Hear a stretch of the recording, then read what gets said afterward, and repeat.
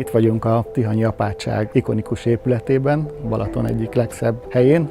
Amikor a megkeresés érkezett hozzánk, akkor az volt a problémájuk, hogy szakadozó wifi hálózatot használtak, nem volt teljes lefedettség, lassú volt a hálózat. Ugye egy villámoknak igen kitett helyen vagyunk, ezért nagyon gyakori volt az elektronikai eszközöknek, a hálózatot biztosító eszközöknek a meghibásodása.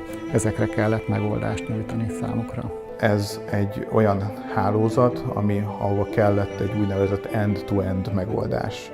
Tehát router, switch, access point, amiben az XL teljes mértékben otthonosan mozog, és kvázi mint egy szállodai kiépítést kellett itt megvalósítani az XL termékekkel.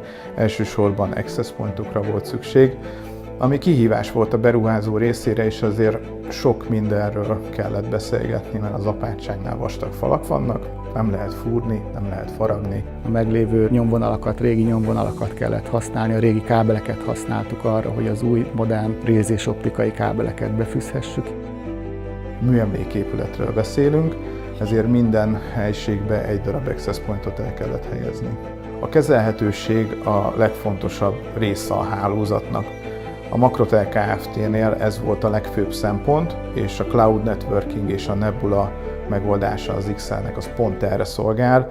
Távolról elérhető komplett hálózatot lehet bárhonnan, bármikor vezérelni, és a felhőn keresztül rálátnak az összes eszközre, csatlakozott kliensekre, switchre és a tűzfalra is, és távolról bármilyen problémát tudnak orvosolni. Ami még érdekessége ezeknek az access pointoknak, és a falvastagság miatt szükséges volt ez az úgynevezett Smart Antenna megoldás, ami bizonyos access pontjainkban megtalálható az XL-nél, flexibilisen alakítja ki az antenna karakterisztikát, tehát követi a csatlakozott klienset, hogy merre mozog a térben.